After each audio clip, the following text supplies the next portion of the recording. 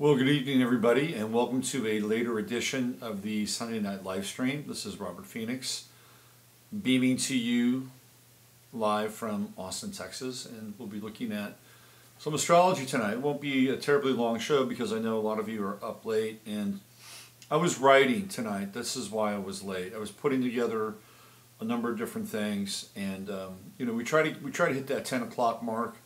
But sometimes it's a little bit after 10:30 on a Sunday night, and all you need to do if you really want to is maybe turn your screen down and darken it, and you can just listen to me, and you can drift off to sleep because apparently I have a hypnotic effect on people, or maybe I just put people to sleep. I don't know, but people have told me that that's what they do, and so if that works for you, and I actually help you go to sleep, then so be it. Maybe I should listen to myself because I have a hard time sleeping.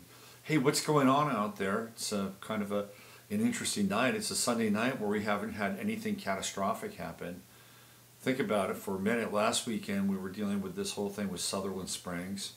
The whole crazy chart I was looking at and delving into, and it still really hasn't resolved itself. There's so many pieces around Sutherland Springs and Las Vegas that just they're not being answered. I mean, there's more questions than anything else, and it's part of the Disneyland experience that we're going through right now on the planet. And it's a really challenging time to separate reality from the Matrix. I mean, if we even can at times.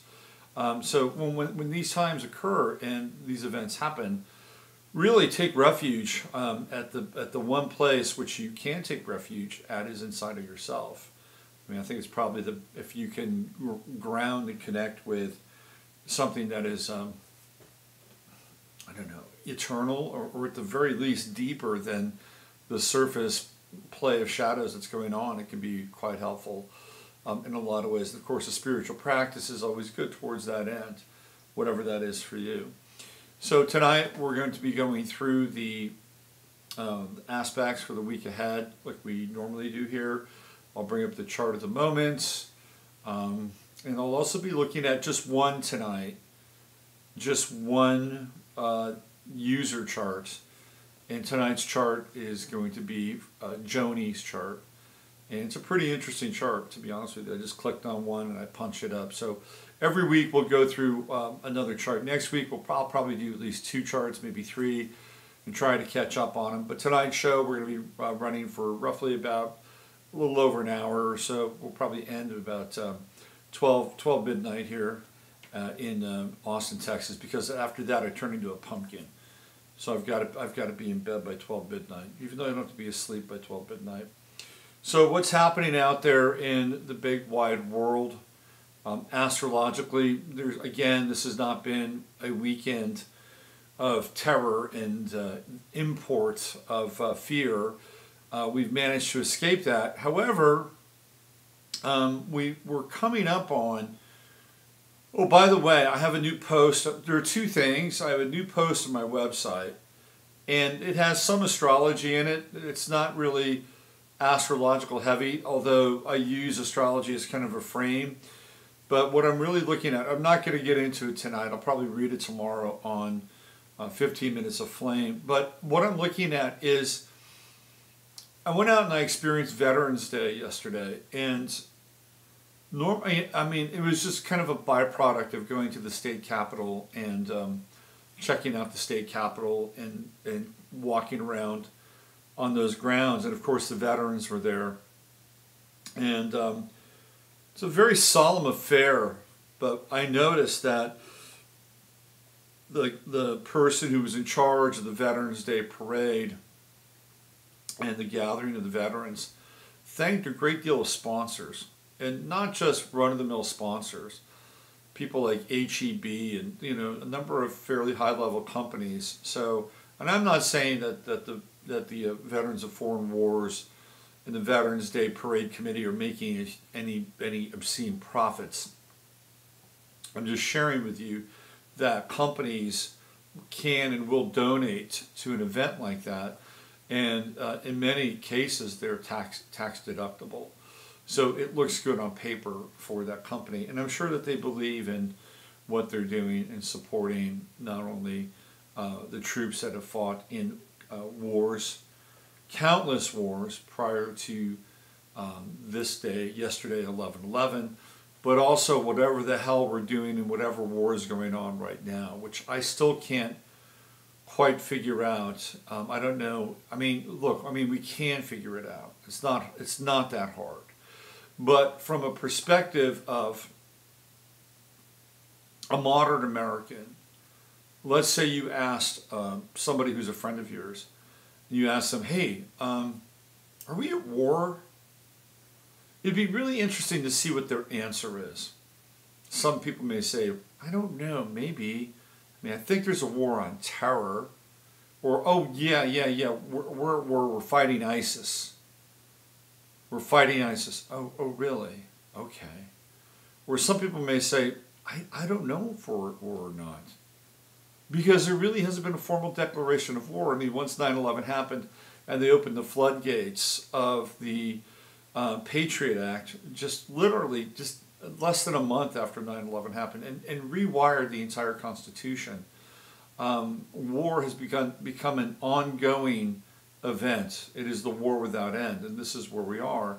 And I believe, if I'm not mistaken, Bush did get permission from Congress. I believe they voted on it to go into Iraq. The only person who I think voted against that war, I think Kucinich voted against it. Barbara Lee from Berkeley voted against it. So it was, but the majority, I'm like, if you didn't vote for the Iraq war at that time on the heels of 9/11, I mean, politically, you could be screwed unless you're Barbara Lee, who is a representative from Berkeley, in which case she was standing up for her constituents. But once that happened, it seems as though the war effort has been ongoing, even though we have theoretically pulled troops out of Iraq, although that's not really quite the case. Also, we have committed at least 11,000 more troops in Afghanistan to, of course, guard those really precious poppies and the opium fields, because we know that American and European drug manufacturers really count on those high-grade poppies coming out of Afghanistan. Of course, the black budgets that are being run by the CIA and other alphabet agencies also really need that underground profit that is derived from the production of opium, heroin, and all kinds of goodies that are created to basically numb the human species. So yeah, people don't really understand that, but that's the case. Now, I'm being critical of the war. I'm being critical of the war effort. And in my latest piece, I'm actually being critical of supporting the troops in the way that we do. And the reason why it might have something to do with the fact that the moon is in Virgo. So emotionally, we tend to be more critical with the moon in Virgo. Maybe critical with ourselves and critical with other people, but just critical in general. You know, and I was looking at tonight at the chart of the moment, which I think I'm going to bring up here. And one of the things that I found to be interesting in the chart of the moment, let me just pop it up, see what happens. You know what I need to do? I need to turn my fan on. So my France fan on. Let me turn it on. Hold on. Yeah, it's a little warm in here, you know. Okay. So I was looking at the chart of the moment, and one of the things that I saw, and it kind of triggered something in my head. Not a bad thing. Like, I don't want to go run out and buy a handgun and go kill a bunch of people. It's not that kind of triggering. No, it triggered something along the lines of trying to understand the energy of the moment and how it impacts us, right? Not just the weekend, but right here, right now. Let me show you what I'm talking about. Okay, I'm going to bring this image in, and it is 16191, 16191, 8675309. Jenny, who can I turn to? Okay, here we go. 8675309. Okay, what do we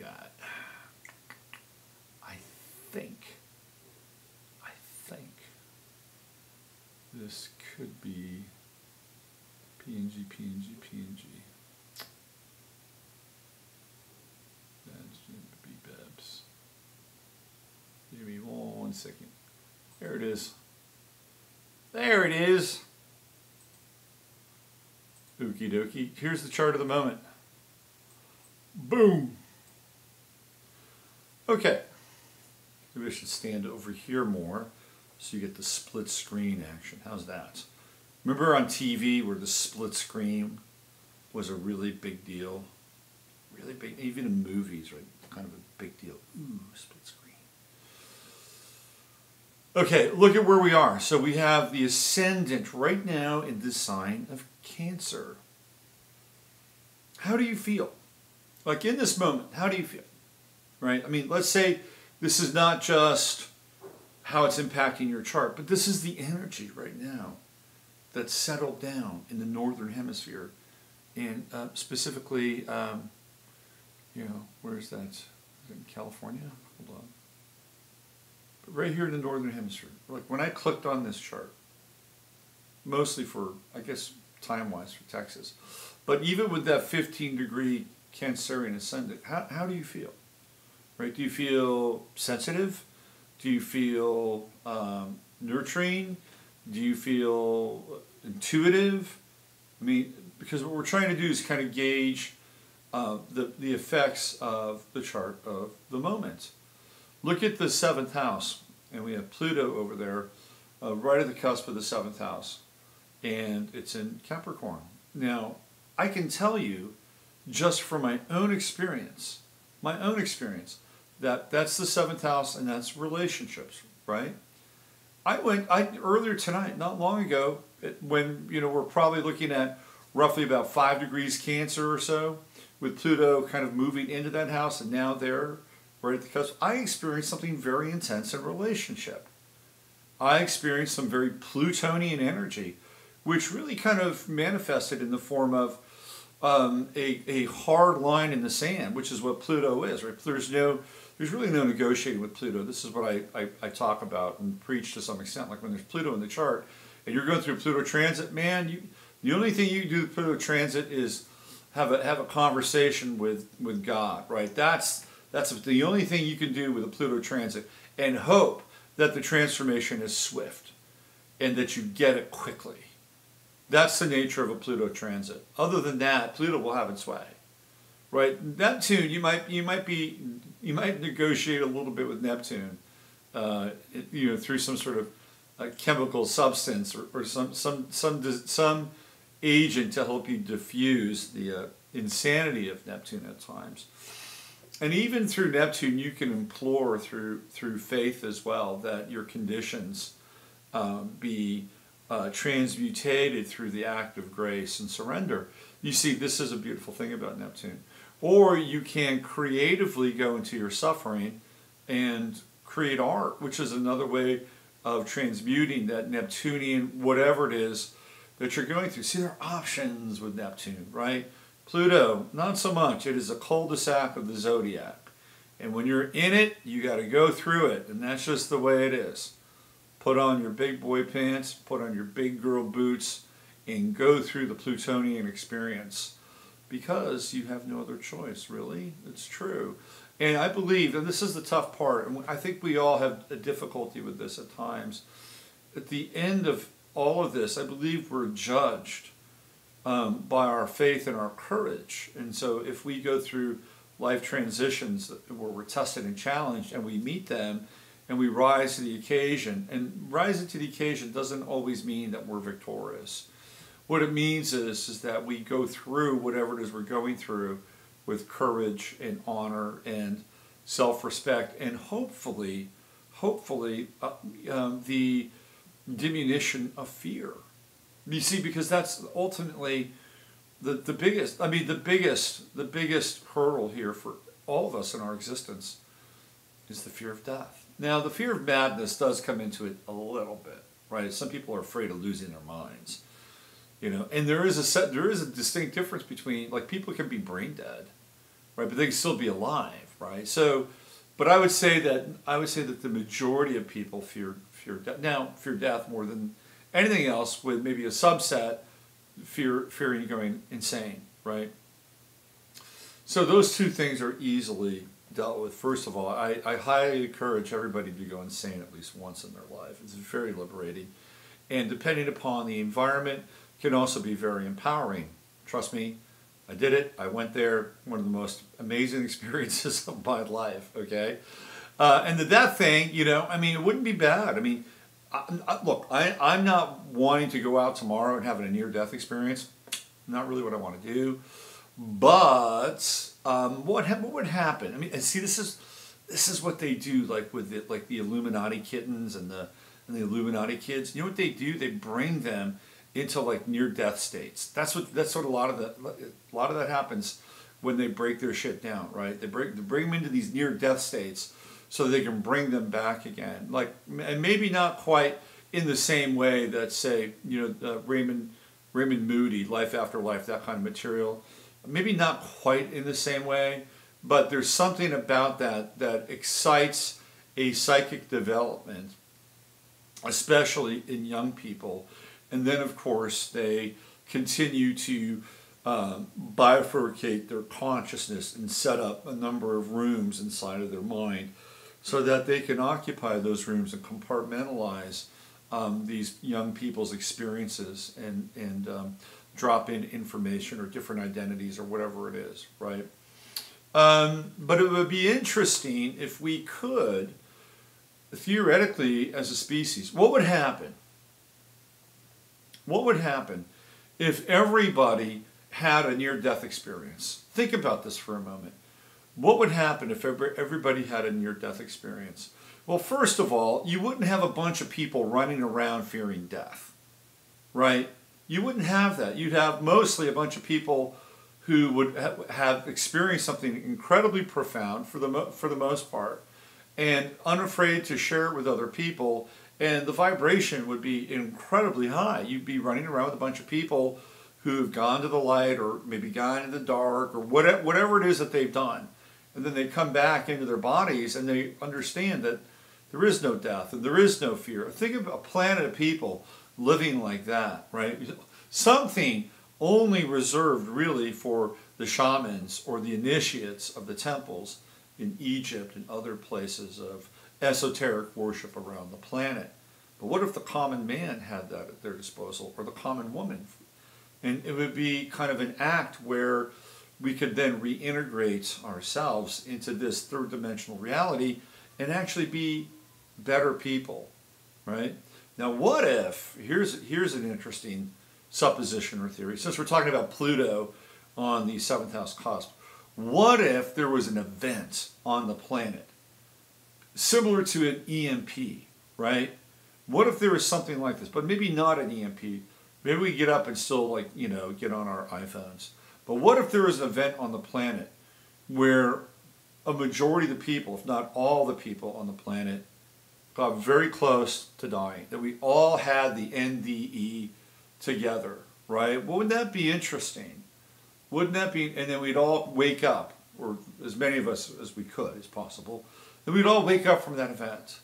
And life on this planet would be different from that point moving forward. Or what if the assholes of this planet didn't really have that, but everybody else did? And so as a result of that, you know, the people who needed to have that experience could have then moved into a quote-unquote state of enlightenment, no matter how temporary it was. And then they could see the rest of the people who were the assholes, who were outside of that, and then they could pity them and show them empathy and compassion, and then have nothing to do with them from that point forward. It's just a thought, and Pluto is right there on the cusp of my descendants. So we're talking about this. We're talking about this relationship with Pluto and death and transformation. So where is your head with it right now? Are you feeling intensity? Are you feeling this kind of Plutonian energy in that part of the chart, which is one-on-one encounters? Hey, we're having a one-on-one encounter right now, theoretically. I mean, it's through the internet as well, which is an 11th house experience. But are you feeling that? And how many of you in the past hour have experienced intensity around your relationships?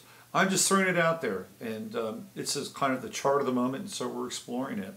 So what else is happening with that chart? We talked about Cancer rising in a degree of sensitivity, in a degree of psychic awareness, nurturing of the self, nurturing of the collective identity.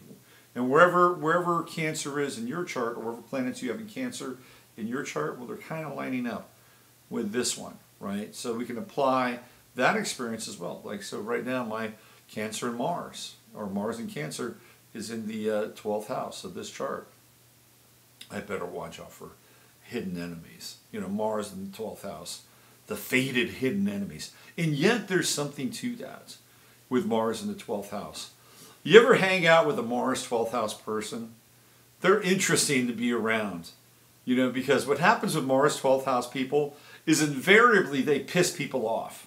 And they may not even go out of their way to piss people off, but it's one of those things that people feel. It's like this veiled aggression with Mars in the 12th house. And you could have even a Mars 12th house transit, but a Mars in the 12th house person winds up picking up enemies all the time. Why is this? Well, it's because theoretically the 12th house is incredibly deep. Think Marianas Trench deep, right? And Mars in that position in the chart means that this energy, which is active and dynamic and sexual and sometimes violent, sometimes will-directed, whatever it is, right? But we know what Mars represents. We know what it represents. But it's buried, it's sunken at the deepest levels of the chart, the deepest levels of the individual. So the individual isn't even aware of what Mars is and does on a daily basis and how it can aggravate people. Because that's one of the things that happens with the 12th house. It just emanates, right? It just comes out. And people pick up on it like an ambient wave that is just, coursing through the immediate environment. Sometimes when you have Mars 12th house transits, it's the same thing. And you don't, and it's a real, here we go, it's a real trigger with Mars in the 12th house or transiting. Because when it happens, and again, you may not be fully conscious or cognizant aware of it, what it does is it pings people. It pings whatever it is that they're going through.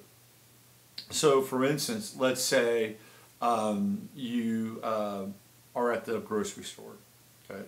And you have one of the dividers that separates you and the person behind you. And you pick it up, and you don't just put it there. You pick it up and say, oh, here you go, right? Now, you may think that all you're saying is, oh, here you go. Sometimes with Mars transits of the 12th house, and maybe even with Mars natally in the 12th house, what will that other person hear? That other person will hear, here you go, you fucking bitch. This is Mars in the 12th house. And so this is where it gets really trippy. Now all of a sudden, there's a tension and a field of aggression between two people. My first wife had Mars in Pisces. It was very similar. It was a very similar kind of energy. Not all people with Mars and Pisces have this, by the way. They don't.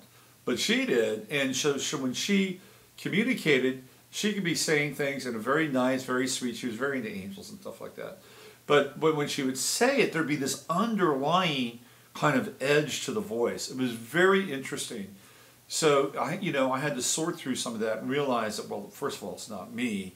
And second of all, this is her, but where is it coming from?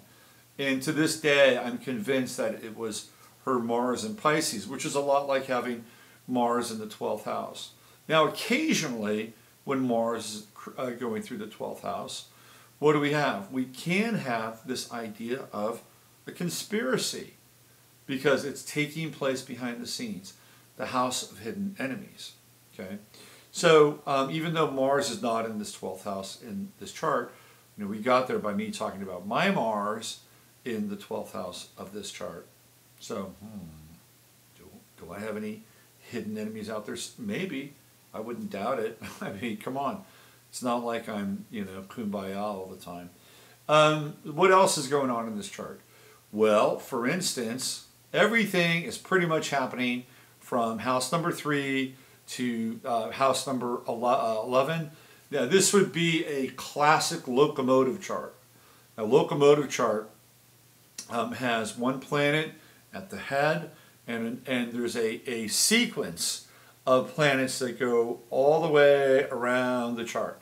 So, for instance, the head of this locomotive would be the moon, and then theoretically the caboose of the locomotive would be Neptune. Now, for this to be a legit locomotive chart, there would have to be another planet in the 8th house. And locomotive charts are interesting, and what they represent for people is that number one, it's a chart that indicates that the individual is somebody who needs, guess what? Momentum in their life, right? So you get a train, it starts off, goes slow, choo, choo, choo, choo, and then eventually it gets momentum, right? That's the same thing with the locomotive chart, and a person who has it needs to get momentum in their life. And yet all those planets kind of working in one direction. And the head of the chart in this case, which would be the moon, would be the indicator of what is the engine or what drives the person. So for this it would be emotion, right? Because that's what we associate the moon with. But here it's in Virgo, so it would be emotion that's critical, right? So, you know, with moon in Virgo, you may have a bit of a failure to launch. Or, you know, in order to get the engine rolling, perhaps the individual might have to put their criticism on the shelf for a while so they can get some emotional content and get some steam, right? And especially in this chart with the moon opposition to Neptune and the moon square to Saturn. And guess what? We've got a T-square. Is it quite? No, it's Venus that's in the T-square. And so it's not quite a T-square. But the moon is in opposition to Neptune and it's in square to Saturn. So this would be a very, very difficult chart to gain some momentum from, right? Because we're dealing, number one, with the moon, which is, and it's number two, it's like, it's not quite a balsamic moon, but the moon is beginning to lose some steam here at this stage, at this phase. And then, of course, the opposition to Neptune is, can you even trust your emotions, right? This is, and like for right now, even for right now, as we look at the chart of the moment, can you even trust your emotions with the Moon-Neptune opposition? I don't know. I'm not sure if you can, right? Because Neptune, it says everything is going to be cool, everything is going to be groovy. Theoretically, right? If you surrender, you let go, have another glass of wine, Neptune's just fine. But Moon in Virgo is like, wow, geez, man, this is tricky. This is, you know, I'm dealing with judgment, I'm dealing with criticism, I'm dealing with insecurity. So how do you deal with this, right? Well, with oppositions, you can travel across the chart. You can go hang out Neptune for a while in the 9th house. You can have like really, far out visions or some higher form of consciousness. You know, coming into the upper room and seeing a much bigger picture, one that has very little to do with the consciousness of your emotional state through the ego and the little I, which would be Virgo, Moon in Virgo, in the 3rd house. It's in the 3rd house, so you're identifying with your emotions on a mental level too, as well, because that's the 3rd house. So you hang out up there, man, I get it, I see the big picture, right? This small little shit down here with my emotions doesn't really mean very much because I've gone up to the 9th house and I have perspective and I can see sort of this other path which leads me to higher fulfillment, higher consciousness, and all I got to do is just kind of let it go. And then you can slide back down to the other side of that and deal theoretically with that Moon in Virgo. Now, sometimes this works and sometimes it doesn't work. You know, sometimes we get split apart with these polarities. You know, all of a sudden we're in this state of nirvana with Neptune in the 9th house, and all of a sudden we got, you know, somebody knocking at our door and calling us, and then triggering that Moon in Virgo, and all of a sudden we've got to deal with, again, kind of this mutable, vulnerable, maybe even a little bit volatile emotional state. And here's Saturn over here, also in square with the Moon, very different energies, Sagittarius and Virgo. Although Saturn, you know, has a bit more kind of in common with Virgo to some extent because of the relationship between Virgo as an Earth planet and Saturn being ruled, or the ruler of Capricorn. So there's kind of some, but Moon-Saturn squares, they're difficult, especially in the natal chart. The Moon-Saturn square is indicative of, guess what, depression. That's right, depression, because the moon is our capacity and the ability to feel. Saturn at a square angle brings limitation to the ability to feel. And so I've got a moon Saturn square in my chart. And for when I was younger, especially my 20s, really my early 20s, I went through pretty intense phase of depression. And the only thing that got me out of it was when I would go running, and I would then have all these, my serotonin would go up, and all these feel-good chemicals in my brain would start to flood my head, and it would overcome my depression. But it's still kind of, you can deal with it in that way. And it helps. We don't really need drugs, to be honest with you. I'll be straight up with you, right? If we can change our body, if we can change our state, do a state change through whatever, through running, through yoga, through intense exercise, through meditation, we can bypass a lot of the pharmacological sort of looking for placebos in a lot of ways to change that alter our thoughts, our mood, our feeling, our mind. It can be done naturally. I know this for a fact because, like I said, I went through very intense kind of form of depression in my 20s, and I ran through it literally, and eventually I got on the other side, and things are much better on the other side of something like that. But the moon square Saturn is more than just this kind of this vice grip that is kind of hammering down on your emotional state. It also indicates often difficulties with the mother, especially in the natal chart. So mothers can be cool, they can be withdrawn, they can be professional. So I actually had this in my life as well, because my mother was not a stay-at-home mom. She worked all the time. She was kind of this professional woman. So I didn't get a warm and fuzzy mom. I got moon square Saturn. So then what happens is that over time, we have to learn how to, guess what, nurture ourselves. And so the beautiful thing about Saturn in a chart, whatever the aspect is, well, let's say it's a square, for instance. The beautiful thing about Saturn squares is that they get better over time. So when you're older, you have the ability to have gone through the angular relationship of that square again and again and again and again, until finally, guess what? That square has become rounded. It's rounded. So now it's more of almost a trine in some ways, because you've worked the angle of that square, and it's just the nature of it. And it happens. Trust me, this happens. I've had clients who had Saturn going through their 7th house in their late 60s and early 70s. And I see it, and I said, wow, are you in a relationship? What's going on? Because this is a great time for you to be in a relationship. And they say, you wouldn't believe it, I'm in a relationship. It's the best relationship I've ever had in my life. People with Saturn in the 7th house often get the benefit of the same thing. So this is the gift of Saturn. It comes in the 2nd and the 3rd act. It is something that theoretically ripens over time. So we have a moon Saturn square tonight. If you're feeling a little bluesy, a little depressed, don't worry. It will pass, especially when the moon enters into the sign of Libra and begins to trine Saturn. So again, this is the chart of the moment. So we're just looking at sort of the weather report that's kind of out there and impacting the rest of us. Mars is in Libra here in this chart, and it's in the 4th house. Now, this is a good time to start to talk about Mars, because I remember last weekend when I was on the show, if you go back to the Friday Forecast, I said, people asked me, well, what do you see for 11-4? I looked at the chart. I said, not much, because Mars is not in a place where it's going to be in strong conflict with Pluto. And also, we were dealing with a full moon, which isn't really peace-loving Taurus. So I didn't see the intensity. There was just it was not going to happen.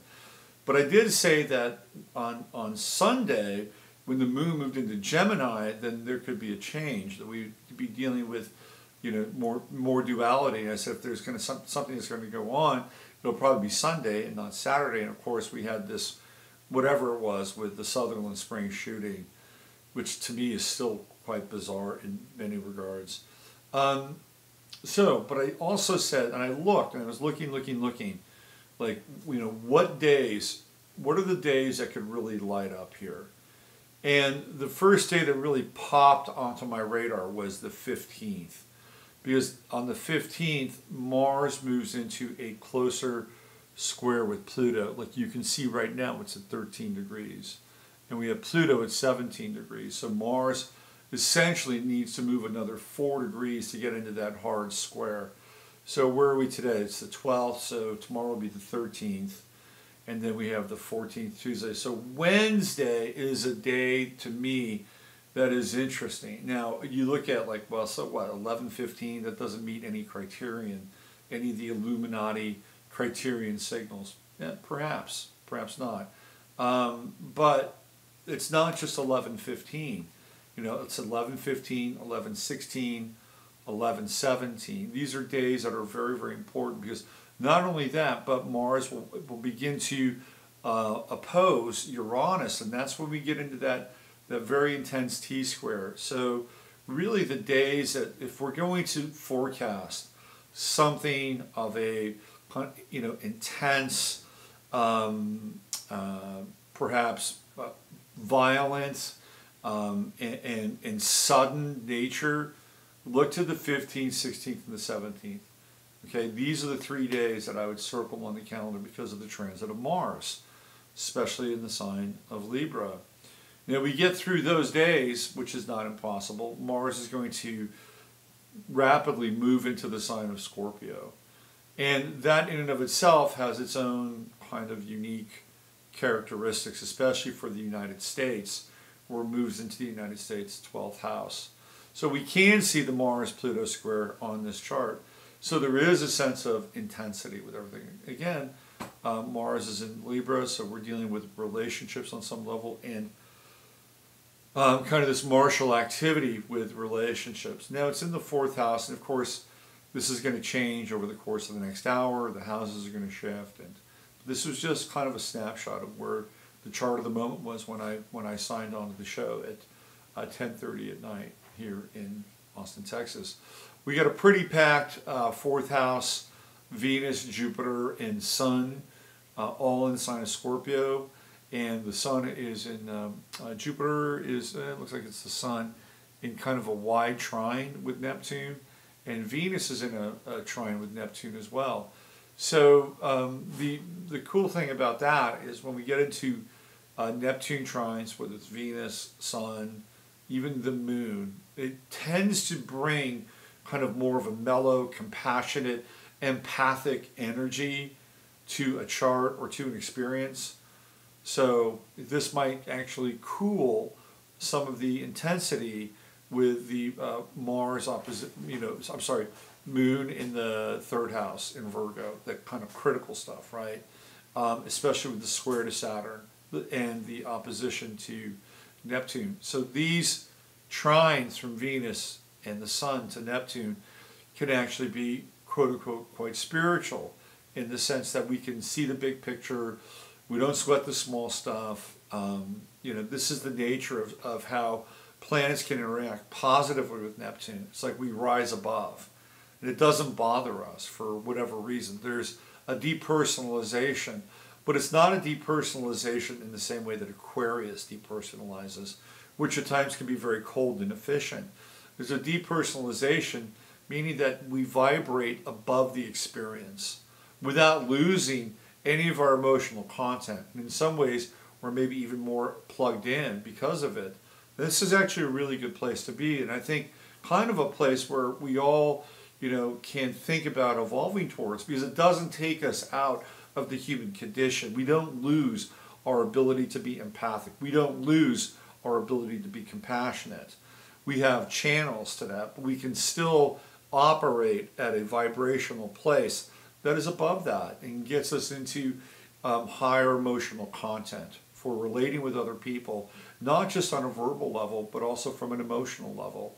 So this is actually a really good energy right now for this, with this Venus sextile. The other thing with Venus is it's sextiling Jupiter.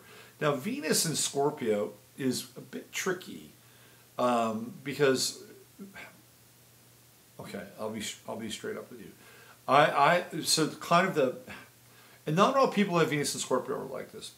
So hear me out. But when we talk about Venus, we're talking about relationship.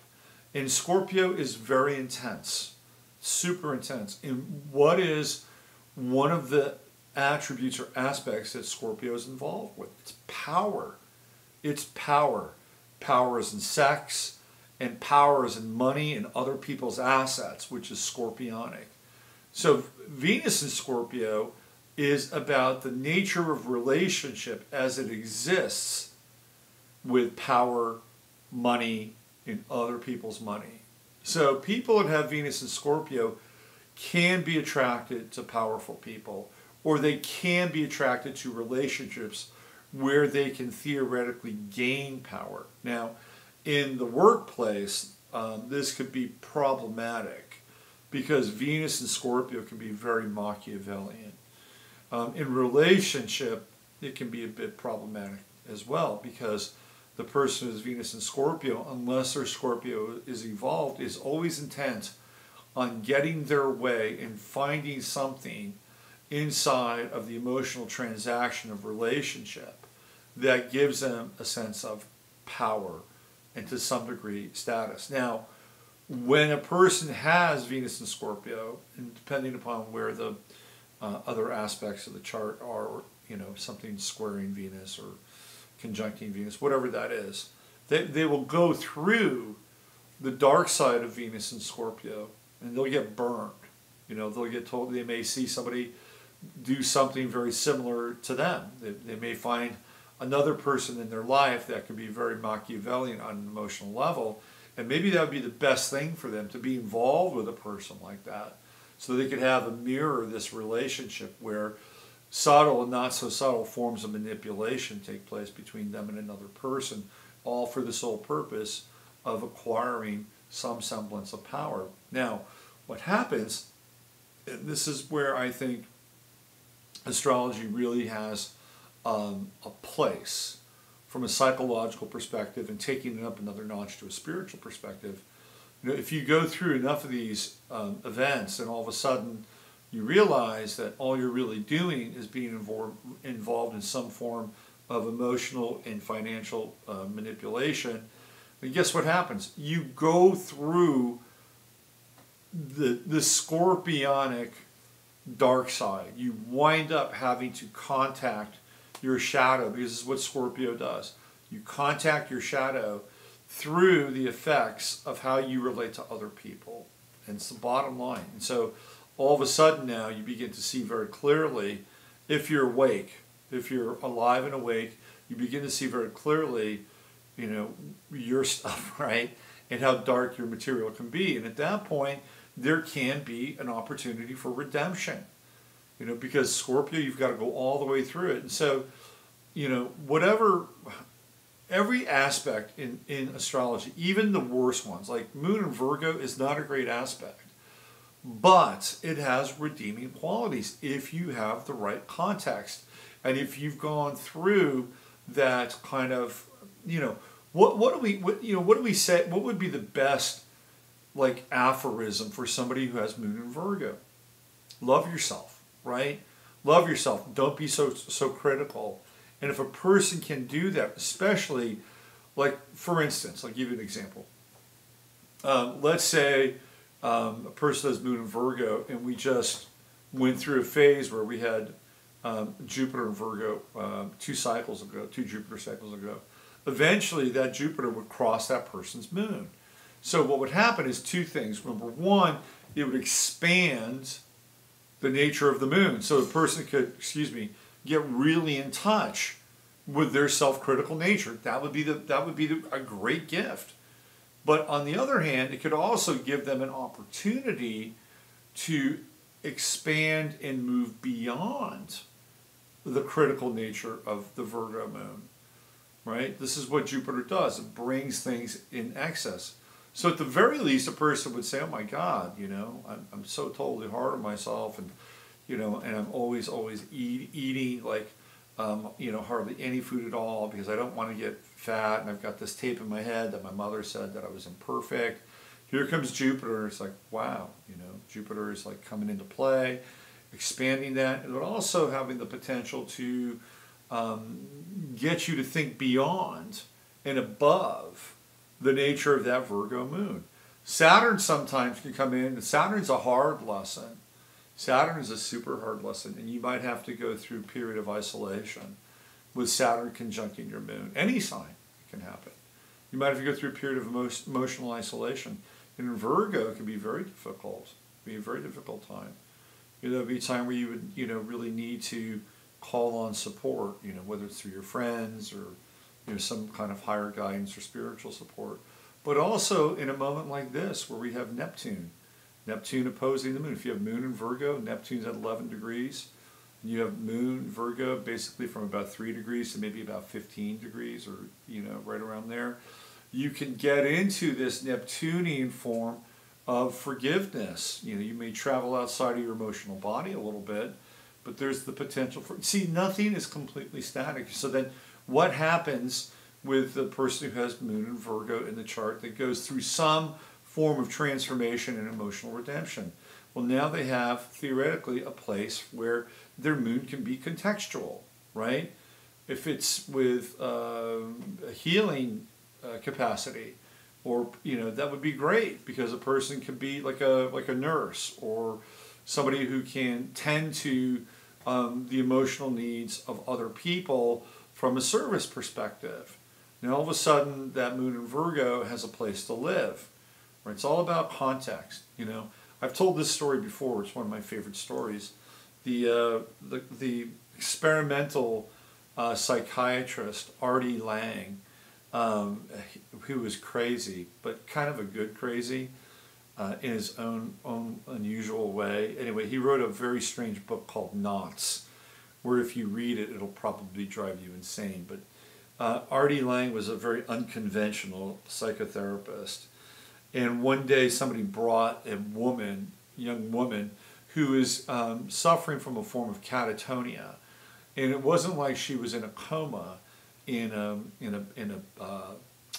hospital, but she was one of these people that wouldn't do anything, right? And that basically the only thing that she'd be able to do is like you would stick a spoon up to her mouth and you could kind of feed her, and that was about it, right? And maybe take her to a bathroom, and who knows if she went to the bathroom by herself. I don't know the dirty details of that. But so she had this catatonia. So they took her to Artie Lang, and Artie Lang thought about her issue, and he thought, well, what we have to do is we have to get her to think and believe that her catatonia is not unusual. How do we do that?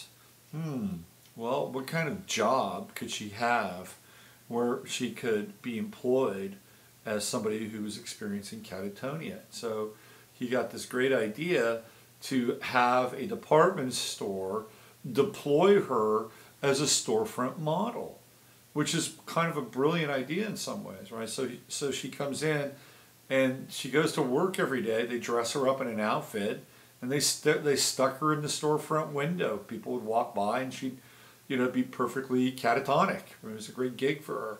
And what happened was that eventually she came out of her catatonia. It's like, wow, why? How did it happen? It was because there was some kind of functional response that she had been triggered by in some ways, right? All of a sudden she had a purpose. And that's kind of like, you know, astrology in some ways. If a planet has a purpose, even moon in Virgo, down and dirty, little moon in Virgo, not down and dirty, but little moon in Virgo, you know, it's always, you know, oh, poor me, oh, you know, my mother's moon in Virgo. Oh my God, I live with that. I totally live with that. You know, it was kind of like, you know, she'd make a meal and it would be like, oh, it's not that good. I'm sorry, I need more than that. I was like, are you kidding me? This food's great. Oh, it's because I made it. They say when you make the food, it doesn't taste as good. well, I make food and I like the way my food tastes, right? I'm not thinking, oh my God, but this is the moon in Virgo, right? And so ultimately, it comes down through the mother, right? It comes through the mother. She had a critical mother. She had a totally critical mother.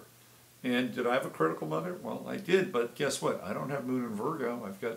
I've got moon in Libra. So, for better or worse, it's actually, I think, a little bit better. Yes, me.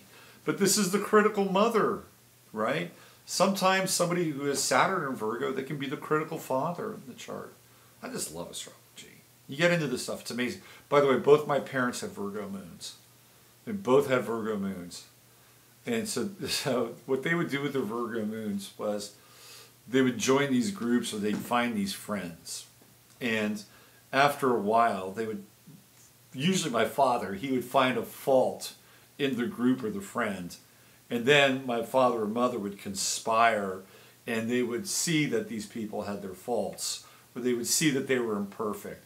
And they would basically isolate themselves from them with their Virgo moons, and then they could like have this kind of Virgo moon experience, like, you know, oh, we don't want to be a part of that. You know, we're too good for that, or you know, it was like they didn't want to be sullied somehow on an emotional level, but they would conspire together in order to do that. Speaking of Virgo moons, if I'm not mistaken, I went to go see Murder on the Orient Express. And I believe Kenneth Branagh has a Virgo moon. Let me just check. I want to see his chart. Let me find his chart. He's a great actor, by the way. He's totally great. Let's do this. Hold on. Kenneth Branagh.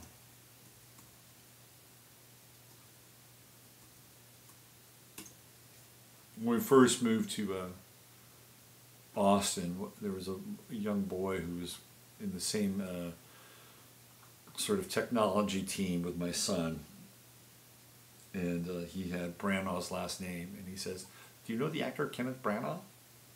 I'm related to him." And I asked his dad, and his dad said, "Well, maybe it's it's a stretch."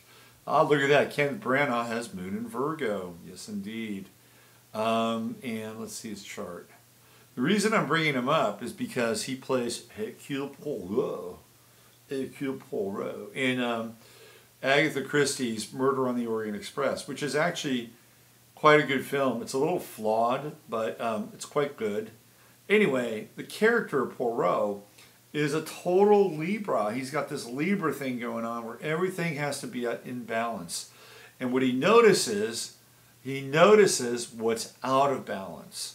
And that's how he's able to deduce these criminal acts and the people that perpetrate them.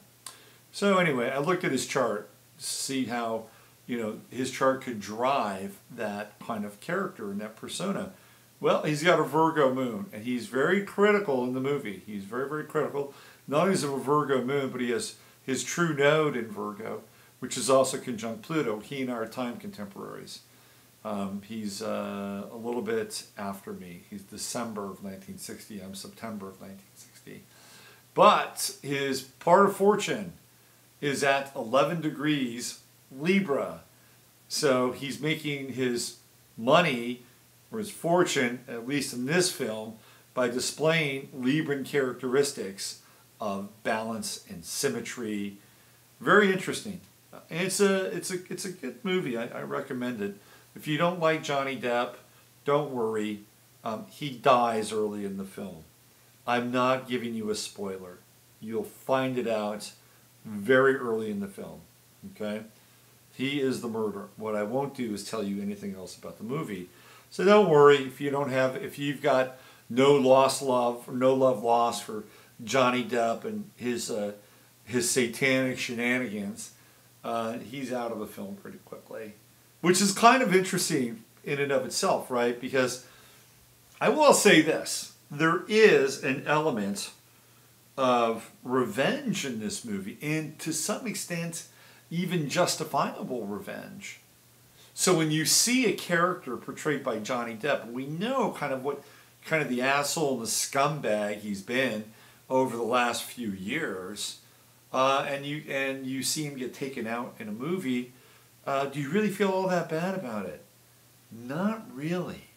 Not. It's a very interesting casting decision on Kenneth Branagh's part because he's the director of the film. Anyway, go see it, and when you see it, remember he has part of fortune in Libra at 11 degrees. So what's happening tomorrow? You're going to wake up, it's going to be Monday, and guess what? You're going to be dealing with that Virgo moon as you go to work, right? So what are you going to be dealing with? Well, by that time, the moon will have moved out of phase with Neptune, but it will begin to oppose Chiron. You know, and I've said this before on the Sunday night show, but I would say try to be kind to people tomorrow, because that moon Chiron opposition that we're headed towards is really tricky, right? The wrong thing that's said or misinterpreted could be really brought into much more critical emotional focus. Now, let's just say something does get said that, you know, sort of pricks your bubble or you know, makes you kind of go sideways and feel in some ways slighted, right, or rejected. Well, guess what? With Chiron moon opposition, you can begin the process of what? Practicing some form of forgiveness and redemption, or you can use that moon in Virgo to you know, poison their coffee while they're away at having a bathroom break. So bring, if you've got some strychnine laying, no, I'm just kidding, of course you don't want to do that. I was just seeing if you're awake. It's 11:30 at night. What else is going on? We got a Mercury square going on to Neptune. Ooh, how long is that going to be? It's going to be going on for a couple days. You know, Mercury-Neptune squares are challenging because we misinterpret what people say. Mercury's in Sagittarius, so we can draw conclusions rather quickly because that's the nature of Mercury in Sagittarius. And square Neptune, we might be drawing the wrong conclusions. However, there's also a part of the Mercury-Neptune square where it's also asking you to make sure that you are not bullshitting yourself, that you actually understand what's being said and not conflating it and turning it into something else, okay? It's a tricky aspect, I know, but it's not a bad one if you're trying to practice your discernment skills, especially when other people are saying something.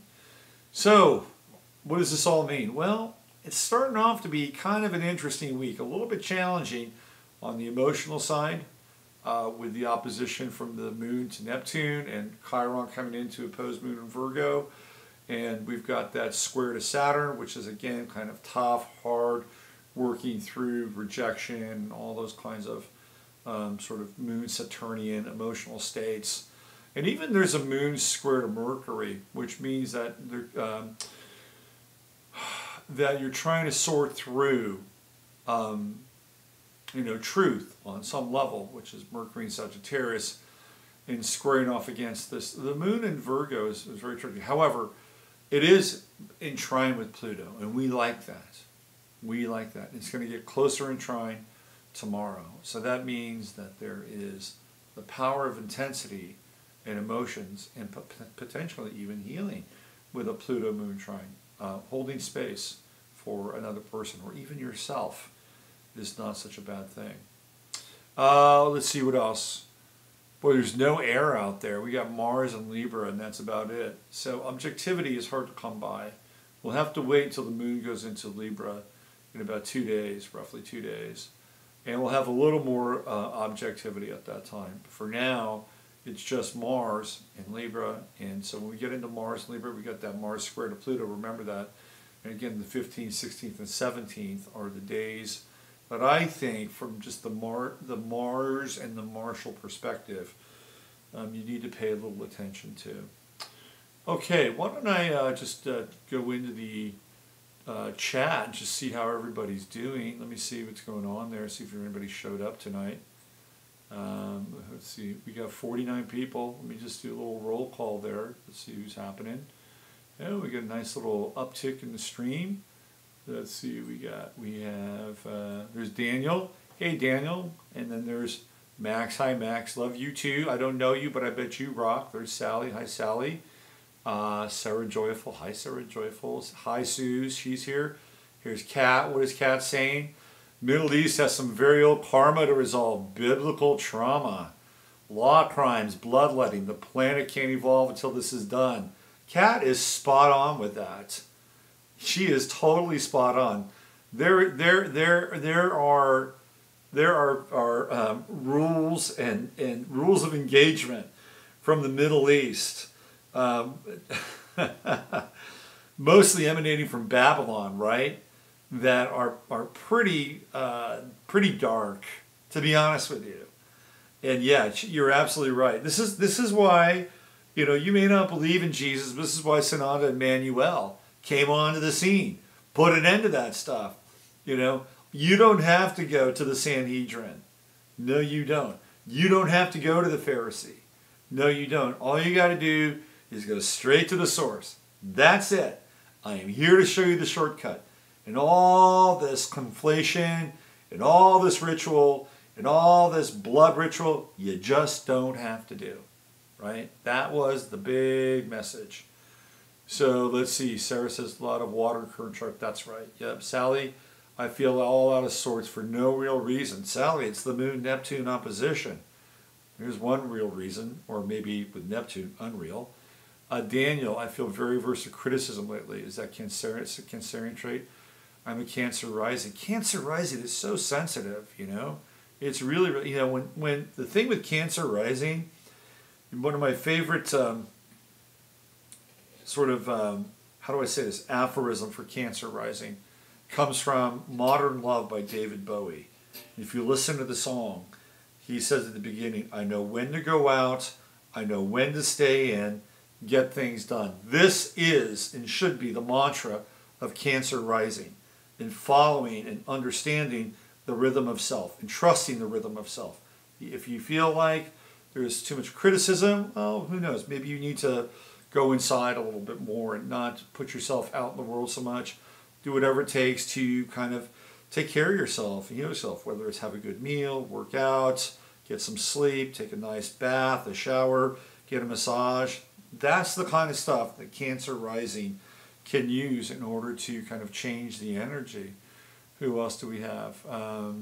Kat says, this is year one, and we, the collective conscious, have decided we're going forward in light truth. I'm all for that. Jola said, I'm sad. A friend of mine is dying in the hospital right now. That's Pluto. That's Pluto on the 7th house cusp. Sally, I've got Sun opposite Pluto. I don't think that much fun. Well, Sally, I don't know. You just have to take a walk on the wild side sometimes with that Pluto. There's Angel. Hi, Angel. This is pretty cool, she says. Sunshine, Wonderland Avenue before Jared Leto bought it, flummoxed upon discovering its history. Kubrick, Getty. Oh, that's right. That's the place that Jared Leto is living at in L.A. What a trippy place, huh? Then realized in 1976, working at KTTV, 21 years old, was invited to a party, which I left bad vibes. Later, hearing Orgy took place in 2014, I invited Dave McGowan up. Ooh, there's a Dave McGowan connection. What is a locomotive chart? Daniel, I hope I covered it. So just in case I didn't cover it, the locomotive chart starts off with one planet, and then it has a number of planets that go all the way around. It's not quite like a bucket chart, right? Not a bucket chart, but what do you call it? A half pie chart. It's escaping my head right now. But it's not quite like that. It's not a fully north-south or east-west chart. It kind of will go from say house 3 to maybe house 8 or something like that. And so what happens with the locomotive chart is the first planet is the key, right? That's the first kind of energy signature. And so that's what motivates the person. And through that motivation, there's a chain effect that goes from one planet to the other, which ends up in the caboose, or the last planet, which is how that how the energy gets moved from the head all the way to the back and then comes out on that back end. And so you have sort of like this super collider effect in some ways with the locomotive chart. What is my, I didn't get my ding bell. Oh, okay, Daniel, I have Scorpio moon in conjunct. Well, if that's the case, you may never know just how dark you really are. No, I'm just kidding. Olivia, G, my daughter's birthday is on the 15th. Don't worry about it. Did R.D. Lang write The Divided Self? Yes. Paula's here. Hi, Robert. Tuning a little late. Love your Sunday show. Thank you, Paula. Moon in Libra. My daughter has Moon in Virgo. Yikes. Oh, that's okay. You can be kind to your daughter with Moon in Virgo. You can always help her see the other side of life. Fabiola, Libra Moon as well. Here's Christine. Hi, Christine. Paul, Libra Moon 2 here. I got a Libra Moon, so we get a little Libra Moon club. I love a Libra Moon, by the way. Coppertop, Virgo Ascendant. Why is it that when Venus went into Aries, I was in a bad car? It seems like Venus in Aries is always bad for me. Is it really bad for me? Well, if you are Virgo Ascending, that would put Libra in your, or Aries. So you'd have Pisces in your 7th house, so Aries would be in your 8th house, which is hidden and tucked away. Oh, that's interesting. So Aries is a dark part of your chart, being that it would be on the 8th house cusp. And the whole thing with the 8th house is very intense. You know, the 12th house is the super deep cosmic ocean. The 8th house is the underworld. And when you get into the 8th house, you're dealing with things that are, to some extent, more they're closer to the surface than, say, the 12th house, which is much more. It's just much deeper in the 12th house. So also in the 8th house, you're dealing with things that are very intense, right? There's an intensity that's involved. So I need to know what else Venus was doing, you know, or what Mercury's doing, because Mercury is usually connected to travel, or what was going on in your 3rd house at that time, if anything was happening there. But the 8th house Aries could be very intense. Did you get your head hurt? Question mark. Sally, I've got my Moon in Virgo. My mother was very critical. Yep, there you go, Sally.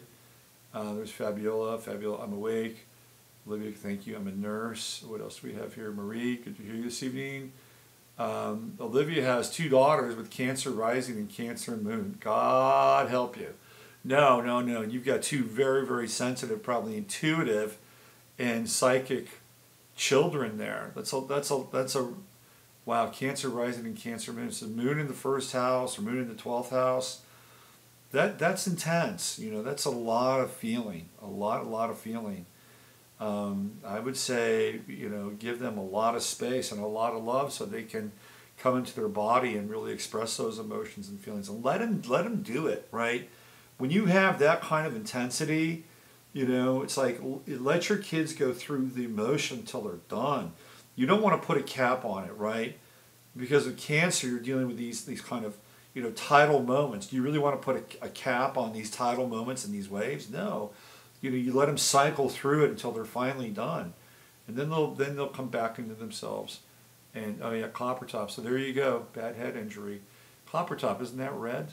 That's like a redhead, right? Yeah. So, and then Sarah says, I have Saturn and Sag in 12th house. I have social anxiety.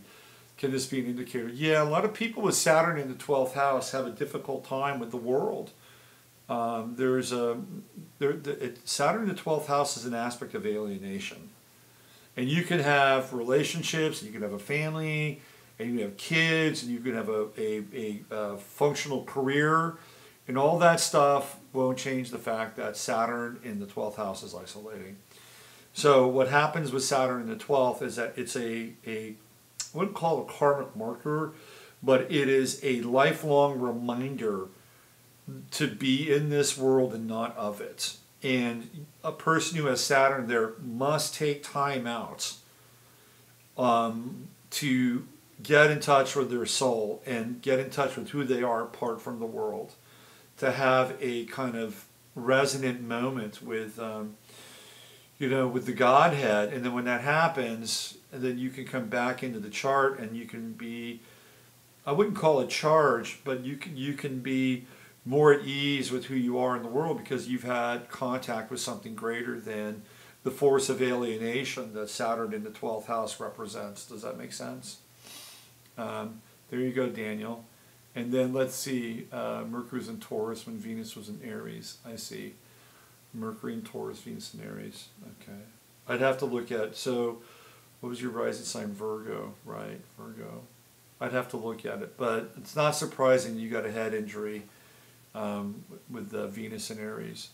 And then let's see, Olivia says one is Scorpio, also with Cancer, North Node, and the other is Pisces. Holy Moses. Man. You've got a family of psychics there. Fabiola, Moon in the first house, agree very much. Yeah, when you have Moon in the first house, or Cancer rising and Cancer Moon in the first house, you have to. The best thing you can do if you're a parent is let your kids go all the way through their emotions. Don't try to shut them down. It'll just make things worse. Somebody said something about in conjunct here, but I don't have H2O. I have 5 planets in Aquarius. Guess what I'm learning? Detachment. That's what Olivia is learning, detachment. And there was one thing about an in conjunct which I saw that I wanted to answer. What was it? Let's see, where was it? I can't find it now. There was a question about an in conjunct. I can't. Oh, here it is. Oh, what are your thoughts on Neptune conjunct IC aspect? Oh my God. I'm going through that now. It's not fun. Neptune on the IC. If it's in your chart, I would say the best thing you could do is to go live by the ocean or live by a lake. I know it sounds trite, but it's a way to contextualize Neptune. Okay, it's a way to contextualize it.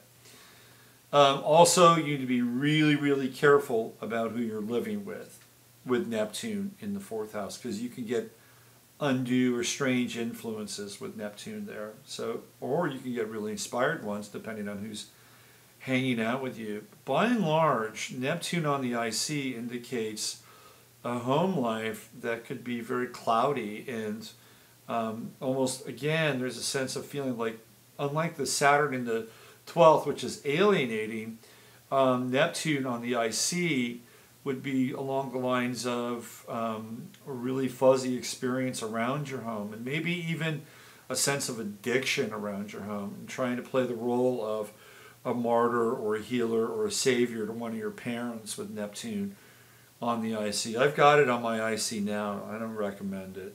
I think ultimately the best thing you can do with Neptune on the IC, and with any Neptune aspect, is to forgive and surrender whatever the conditions are that make it seem less than fair or less than solid in your life. That's about the only thing you can do. Maybe go live in an artist colony. That might help.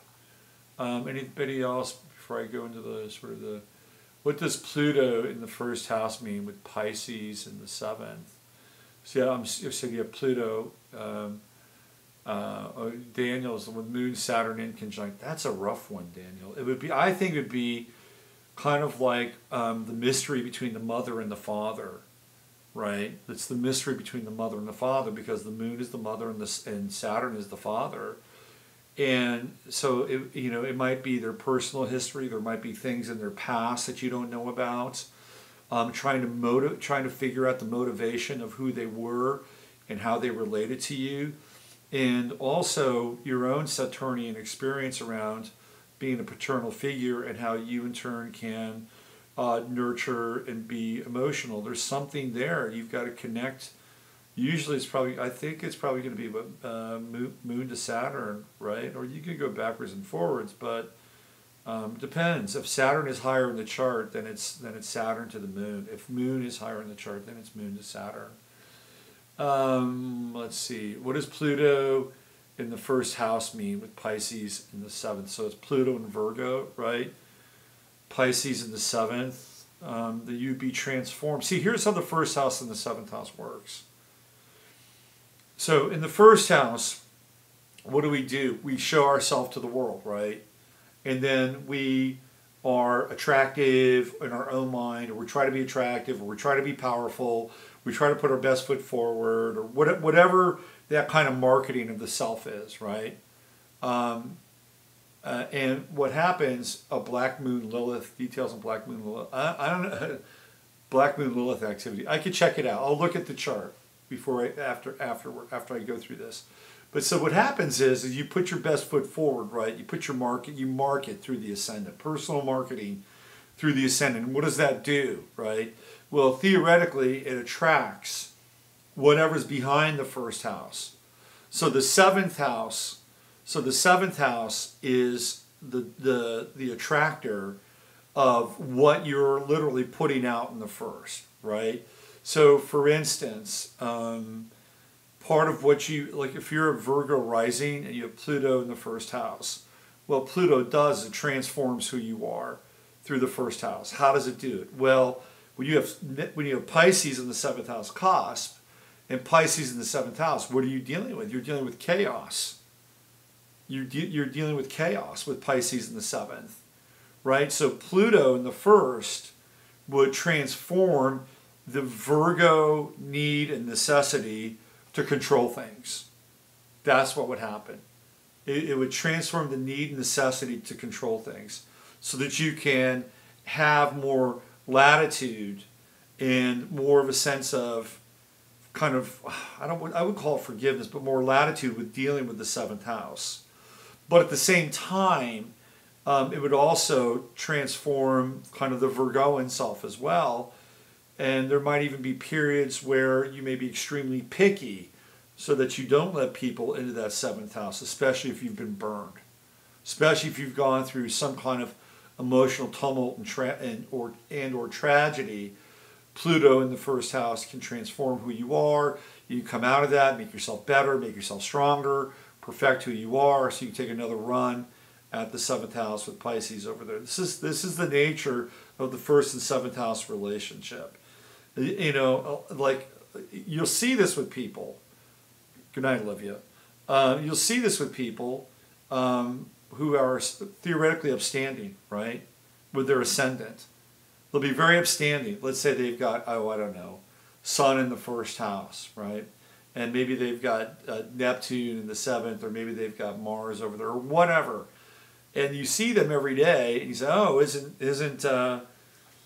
George kind of a solid, upstanding guy? He's rock solid, right?" But what you may not know about George with his seventh house is he might have a dungeon in his basement, right? And maybe he has Neptune over there, and so he's got a dungeon over there, and he's got, he's involved in some dark activity with other people, other consenting adults. See, that's the nature of the first and seventh, right? The first is showing the world who you are, the ascendant showing the world who you are, and the seventh house is to some extent sort of the hidden aspect of the personality as it relates to relationship and other people, right? That's how it works. Olivia says good night. Good night, Olivia. All right, let's do this. Let's do a chart. I'm going to throw one chart up here, and then we're gonna call it a night. I really want to thank everybody for hanging out. This is really cool. I like talking with you and answering questions from the chat realm. Okay, so this is Joy. She sent her chart in. Let me get rid of this one. Get rid of this chart.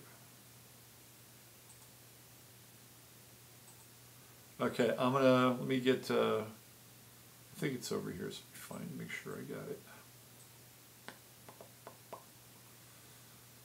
Okay, let me just see if I can find it. Pretty sure I can find it. So this is Joy's chart. A bunch of people sent their birth date and time in, and so I'm going to work through. Please don't send any more. I got plenty to work off of for now. So let me work through this batch, and then we'll do like another roll call. Let's see if I can find this. Oh boy, where is it? Let's try this one. Is this it? No. Is this it? No. Is this it? I think so. Yes, this is it. Okay. Here we go. So this is Joni's chart. My bad. Joni, not Joy. My apologies. Just bring this up here. Okay. Wow. Okay, so when we look at a chart like this, okay, so this is what I do when I open a chart. it's kind of like, when you first meet somebody, you get that first impression. What's your first impression on this chart? Look at that first house. It's like, wow, loaded. We talked about Moon being on the ascendant. We talked about Neptune in the first house. Look at this. We got Sag rising, Moon, Neptune, Mercury, true node, all in Sagittarius, and then Sun, 0 degrees of Capricorn right at the end of that. Okay? So this is a very first house oriented person, and yet there is a hint of transpersonality with this chart. Why?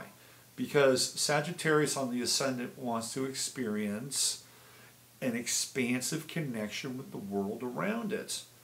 So everything is bigger and larger with Sagittarius rising. But here it is the emotional quest to experience something bigger with the moon there. So this is, and the moon is pretty well aspected. It's got a nice sextile to Jupiter and Venus and Aquarius, and also a nice sextile to Pluto. So this is a kind of a robust and healthy moon, even with Neptune in the conjunction. Now, this is a person who could have a real sense of wanderlust.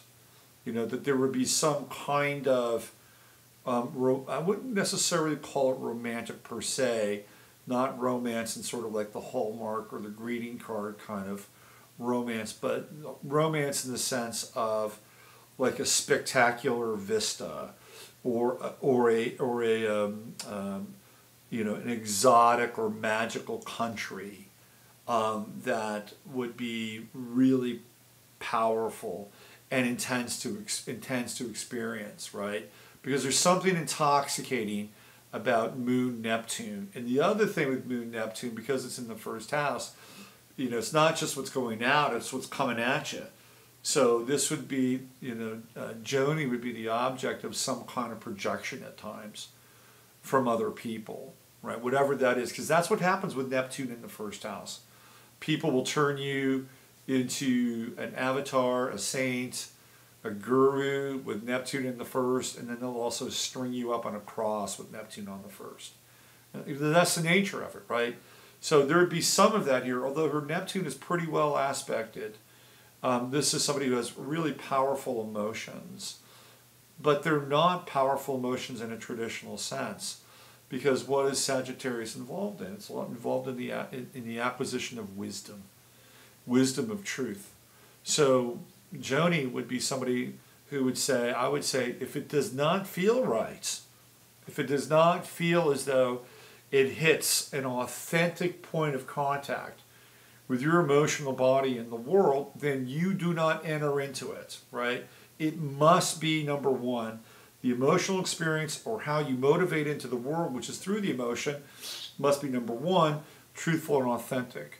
And number two, theoretically, there should be a higher spiritual resonance. Now, I remember when Neptune was going through Sagittarius, it was in my first house right around 1973, 74, 75. That was a difficult time for me because that's when I started to get into psychedelics, right? So here we have Neptune as kind of this purveyor of substance in some ways. Like, it would not be, like, okay, here we go. This could be an interesting chart for somebody who wanted to get into plant medicine with and actually go to South America with a Moon Neptune conjunction in Sagittarius. I think it'd be kind of mind blowing, to be honest with you, for this person, right?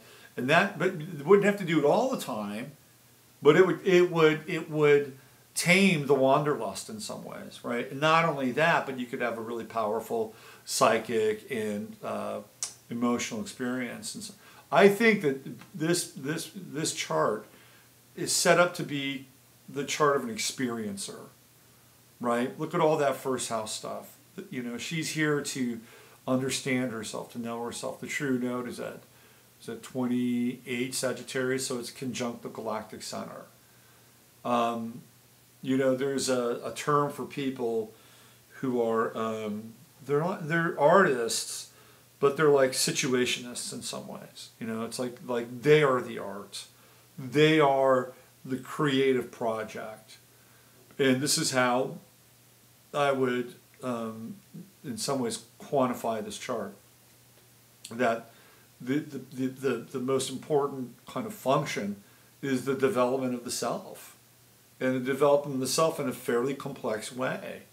And again, it's like, with that 7th house in Gemini, that's the back end of the first. So the type of people that Joni would draw into her life would be Gemini-like people, right? Or they would be people that could be mutable and in and out of that house. And they might at times have maybe more than one person that they're involved with, honestly, or maybe at times, maybe I wouldn't say dishonestly, but maybe the other person may not know about the other person. Because what happens with Gemini on the descendant, and this is where we get into the Sag rising and the restlessness of the Sag ascendant, is that with Gemini over there, it's like the type of relationship that a person is interested in is a composite of oftentimes two people. So, for instance, this person might be interested in somebody who would be like really successful and very solid, but they may be kind of stiff, right?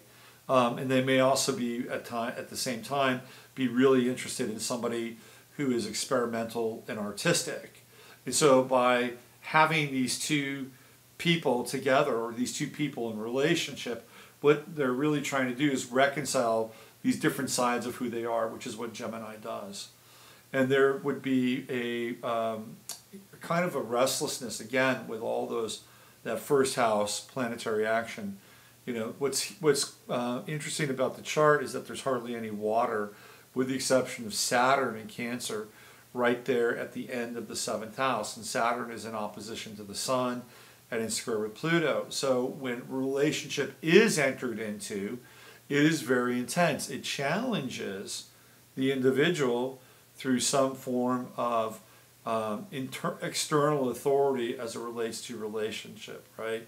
So here we have the Sun-Saturn opposition. Saturn is the father, and so the father could play a distant role. Maybe the father left, right, with the Sun-Saturn opposition. This would not be uncommon during this time with Pluto in Libra, which has one of the highest, when Pluto went into Libra, the divorce rate went through the roof. So I would say that the father that this person spent time away with the father, with the Sun-Saturn opposition. And you clearly see the impact of the mother on the ascendant, right? So the mother, again, I don't know anything about the person per se, but I'm reading the chart. So the mother, the moon on the ascendant, plays a central role in this person's life. And sometimes with the Moon-Neptune conjunction, the mother could be very spiritual, or there could be a misunderstanding about how she perceives her mother. But it's pretty good, though. It's a pretty solid kind of relationship with those sextiles.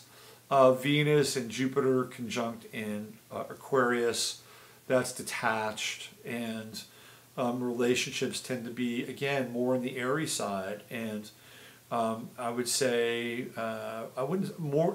kind of informal, right? That's the nature of Aquarius. It's more informal and kind of experimental in some ways. And then but it doesn't mean that there's no attachment, because there's also a Venus-Pluto trine, so that when there is emotional contact, or there is somebody that this person feels strongly about, even though it can be difficult at times in Aquarius, because Aquarius is so broad and so collective and experimental, the Venus-Pluto trine can be very intense, and it can be very passionate, and can be very committed. It can be very committed. Ton of fire, that's all that Sagittarius stuff. And just a little bit of Earth, the midheaven in Virgo, and the Sun at 0 degrees Capricorn. So this person is born on what? The winter solstice, right? Interesting time to be born. It's actually kind of a very powerful time in some ways. We often project austerity onto the winter solstice because of the time in the northern hemisphere. where it is quite dark at that time, but also very cold. Now, the winter solstice is also the beginning or the return of the light, right? So she is, born at the darkest time of the year. She's not 1 degree Capricorn.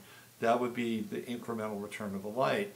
So it is through this dark night, the darkest time, that she would know herself. And most people born on December 22nd do that. And there is kind of a dark side to them. Jim Harbaugh was born on December 22nd, and he's, or it's either December 22nd or 23rd. And if you've ever seen him, there's a dark side to Jim Harbaugh. And it's not dark in the sense that it's bad, but it's kind of like if you're Aries and you're born on the spring equinox, right? What happens then? What is your personality like? It's alive, it's lively, it's intense, it's connected to energy and birth and growth. So people that are born at that time are radiant. They're radiant in the sense that they're like this kind of new, fresh, young energy. But here, with the winter solstice, the energy is much darker and older and more evolved. And that's the other thing about Capricorn. People are born Capricorn, they tend to be older when they're young and younger when they're old. So it's a very interesting chart. Mars is in the 5th house. It's in Taurus, and it's at, what degree is that? 29 degrees. Oh, Aries, 29 degrees, my bad. Anaretic degree. I think this person should be an artist. That's what I think. But art as a form of experiential art. Experimental art, and the art of the self. This is an unusual chart, but it also has to have a sense of purpose with Virgo on the midheaven. Friends are unique, interesting, creative. Uranus in the 11th house. The sextile to the sun is interesting with Uranus, which means that this person is kind of experimental and a bit ahead of their time. And then the trine with Saturn is an indicator that there can be mainstream and or everyday uses or applications with that Saturn in trine to Uranus. So it's like bridging the gap between being solid and being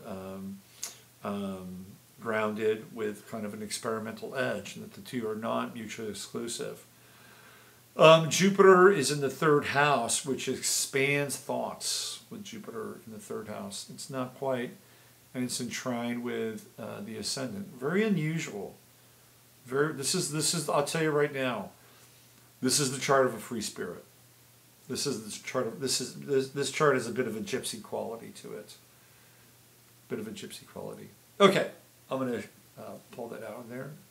Joni, if you listen to this, I hope that was helpful. All right. Uh-oh, I removed the video source. I do this all the time. I wanted to remove the image, which means I have to add the video source again. All right. So that's a call that we're done, and you can't see me now. We've gone to black, fade to black. All right. Hey, thank you for staying up with me, and I'll be back tomorrow with 15 Minutes of Flame. I'm going to get into my new piece. You can read that on my website if you feel like it. I'll talk about that tomorrow. And whatever happens between now and then, you never know what goes on in the dark of nights. Go to my website, robertphoenix.com. Check it out. I've got all kinds of readings that are available, and I'm about to unleash my Christmas specials, which are really great because it's very affordable if you want to buy like 3 half-hour readings for people. Yeah, that's right, half-hour readings. I make it affordable so you can actually get like 3 half. If you wanted to spend roughly $130, you can get 3 readings for people, right? Those are pretty good gifts, by the way. People like getting readings for Christmas gifts. I'll have those up on my website hopefully this week. All right, anybody else left in the chat room? What do we got here? Wanted to stay on Planet Water. Okay, I think we're done, right? I think we've come to the end of the road. Black Moon Lilith just moved into Capricorn 0 degrees, turning right in front of Saturn, prepping the trail. Ooh. Are we going to have more exposure with these Capricornian creeps with Black Moon Lilith? That'll be interesting. All right. Hey, good night, everybody. Thanks for showing up. I'll see you tomorrow on 15 Minutes of Flame. Sweet dreams and have a good Moon and Virgo Monday. Here you go.